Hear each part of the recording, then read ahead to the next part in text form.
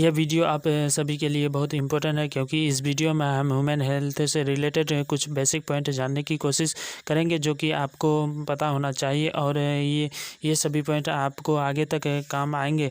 तो यहाँ पर देखेंगे ब्लड प्रेशर, पल्स, ऑक्सीजन, ये सभी चीज़ें आपको आगे तक काम आती है। सबसे पहले हम बात करते हैं ब्लड प्रेशर की। देखिए, ब्लड प्रेशर क्या होता है। ब्लड जिन नलिकाओं में बहता है या कैपिलरीज में सर्कुलेट होता है, उनकी वाल्स पर जो प्रेशर डालता है उसे हम ब्लड प्रेशर कहते हैं। मान लीजिए हमारी नलिका है, ये हमारी कैपिलरीज है और इसके अंदर ब्लड सर्कुलेट हो रहा है, तो ये इनकी वाल पर जो प्रेशर डालता है दोनों साइड में, उसे हम ब्लड प्रेशर कहते हैं। ये ब्लड प्रेशर दो टाइप का होता है, सिस्टोलिक एंड डायस्टोलिक। यहाँ पर सिस्टोलिक ब्लड प्रेशर हमारा ऊपर का ब्लड प्रेशर होता है, जबकि डायस्टोलिक ब्लड प्रेशर हमारा नीचे का ब्लड प्रेशर होता है। हम यहाँ जानेंगे कि ब्लड प्रेशर नॉर्मल कितना होता है और कब मानेंगे कि हमारा ब्लड प्रेशर बढ़ चुका है। देखिए, अगर किसी का ब्लड प्रेशर ऊपर का 120 होता है, यानी कि उसका सिस्टोलिक ब्लड प्रेशर 120 होता है और इसका डायस्टोलिक ब्लड प्रेशर 80 होता है, तो इसे नॉर्मल ब्लड प्रेशर मानते हैं।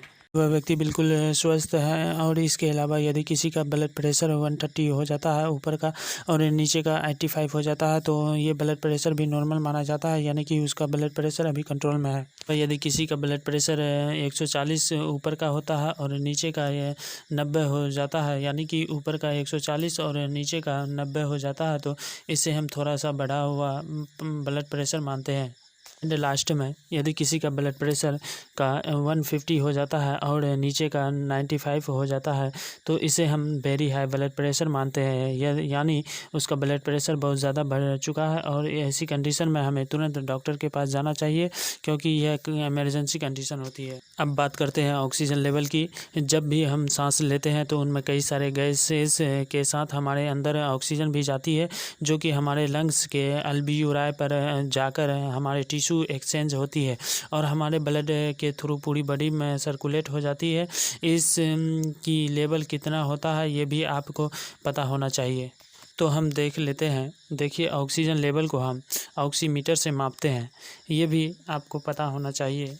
और यदि किसी का ऑक्सीजन लेवल 94 है या 94 से ज़्यादा है, तो वे व्यक्ति बिल्कुल सामान्य है, यानी कि उसका ऑक्सीजन लेवल बिल्कुल नॉर्मल है। किसी का ऑक्सीजन लेवल 95 से 100 के बीच में आता है, तो उसका ऑक्सीजन लेवल काफ़ी अच्छा है। कहते हैं कि हम इसे कम कम मानेंगे। यदि किसी का ऑक्सीजन लेवल 90 से 93 के बीच में आता है, तो उसका ऑक्सीजन लेवल ज़रा सा कम है, यानी कि उसका ऑक्सीजन लेवल थोड़ा सा कम हो गया है और इसे हम एक्सरसाइज द्वारा सही कर सकते हैं। यदि किसी का ऑक्सीजन लेवल 80 से 89 हो गया है या इससे भी कम हो गया है, तो ऐसे में उसका ऑक्सीजन लेवल बहुत कम हो चुका है और ऐसे कंडीशन में आपको डॉक्टर के सलाह में एडमिट हो जाना चाहिए। अब बात करते हैं हम पल्स रेट की। देखिए, ये भी किसी हेल्थी पर्सन की हेल्थ में जोर करने के लिए बहुत ही अच्छा क्राइटेरिया है। हम जानेंगे कि किसी नॉर्मल पेशेंट का या व्यक्ति का पल्स रेट कितना होता है। देखिए, ये होता क्या है, हमारा दिल या हमारा हार्ट 1 मिनट में जितनी बार बीट होता है या धड़कता है, उसे हम पल्स रेट कहते हैं। नॉर्मली ये 72 से 75 टाइम्स बीट करता है। तो देख लेते हैं। देखिए, यहाँ पर लिखा हुआ है 72 पर मिनट, यानी कि यदि किसी पेशेंट का या व्यक्ति का हार्ट 1 मिनट में 72 बार बीट हो रहा है, तो इसे हम बहुत अच्छा पल्स रेट मानते हैं, यानी कि उसका पल्स रेट गुड है। यदि किसी का 60 से 80 के बीच में पल्स रेट आता है, तो उसका पल्स रेट नॉर्मल है। लेकिन यदि किसी का पल्स रेट 90 से 120 के बीच में आता है, तो उसका पल्स रेट काफ़ी बढ़ा हुआ है, तो ये भी आपको पता होना चाहिए।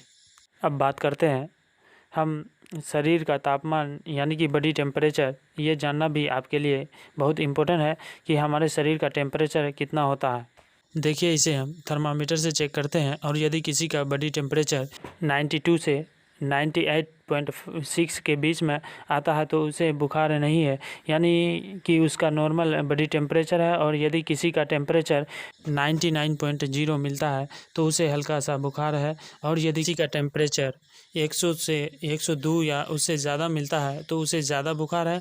तो ये भी आपको मालूम होना चाहिए। बात करते हैं हम HRCT या चेस्ट CT स्कैन की, ये आजकल बहुत कॉमन है और इसमें हम किसी भी बॉडी पार्ट या किसी भी बॉडी ऑर्गेन का डिटेल में एनालिसिस कर सकते हैं। तो यह पर कुछ स्कोर दिए जाते हैं, जैसे कि 0 से 8, 9 से 18, 19 से 25। पहले हम इसे समझ लेते हैं ये होता क्या है। देखिए यहाँ पर हमने लंग्स का डायग्राम लिया है। इसे समझने के लिए लंग्स में 2 साइड होते हैं, यानी 2 लंग्स होते हैं, राइट एंड लेफ़्ट। तो आप जानते हैं कि राइट साइड में हमारे लंग्स में 3 लोब होते हैं, सुपीरियर, मिडल एंड इन्फीरियर, जबकि लेफ़्ट साइड में हमारे लंग्स के केवल 2 लोब होते हैं, सुपीरियर एंड इन्फीरियर। यहाँ पर हम इन्हें कुछ नंबर्स देते हैं, यानी कि CT स्कोर देते हैं। मान लीजिए यहाँ पे हमने 5 दिया है इस लोब को, इसे भी 5 दिया है, इसे भी 5 दिया है, इसे भी 5 दिया है, इसे भी 5 दिया है, इसे भी 5 दिया है। तो कुल मिलाकर हमारा स्कोर बनता है 25। हम CT स्कैन में देखते हैं कि हमारा कितना % या कितने लोब खराब हो गए हैं। यदि हमारा मान लीजिए कि हमारा सुपीरियर लोब में से इसका 3 पॉइंट खराब हो गया है, तो हम मानेंगे यहाँ पर केवल इसका 2 पॉइंट खराब हो गया है। मान लीजिए यहाँ से हमारा 1 पॉइंट ख़राब हो गया है, यहाँ पर केवल हमारा 4 पॉइंट ही सही है। तो इस तरह से हमारा स्कोर बढ़ेगा, यहाँ का 5, यहाँ का 5 एंड यहाँ का 5, 15, 15 और 4, 19, 19 एंड 2, 21, यानी कि हमारा 25 में से 21 स्कोर आएगा। जैसे हम CT स्कोर में देखते हैं कि हमारा लंग्स डैमेज है या उनमें से कितना इन्फेक्शन हो चुका है, तो आप इसे समझ गए होंगे। तो वापस से आते हैं स्लाइड पर। देखिए यहाँ पर दिया हुआ है, यदि किसी का HRCT यानी high resolution computer tomography score 0 से 8 के बीच में आता है, तो उसे माइल्ड इन्फेक्शन, यानी कि उसे हल्का इन्फेक्शन है, उसे अभी इन्फेक्शन की शुरुआत हुई है। किसी का HRCT स्कोर 9 से 18 के बीच में आया है, तो उसे मॉडरेट इन्फेक्शन है, और यदि किसी का HCRT स्कोर 19 से 25 के बीच में आया है, तो उसे सीवियर इन्फेक्शन, यानी कि उससे काफ़ी गंभीर इन्फेक्शन हो चुका है। तो इससे आप जान सकते हैं कि किसी को कितना इन्फेक्शन हुआ है उसके लंग्स में। और साथ में आपको ये भी जानना ज़रूरी है कि माइल्ड इन्फेक्शन जो कंडीशन है या इन्फेक्शन है वो नॉर्मल दवाई से ठीक हो सकता है, लेकिन सीवियर इन्फेक्शन में ऑक्सीजन एंड वेंटिलेटर की ज़रूरत होती है। इसके वीडियो में हमने कुछ ऐसे बेसिक पॉइंट देखे हैं जो कि आपको पता होना चाहिए, क्योंकि आपको ये सभी पॉइंट आगे चलकर काफ़ी ज़्यादा काम आएगा। Thanks for watching this video.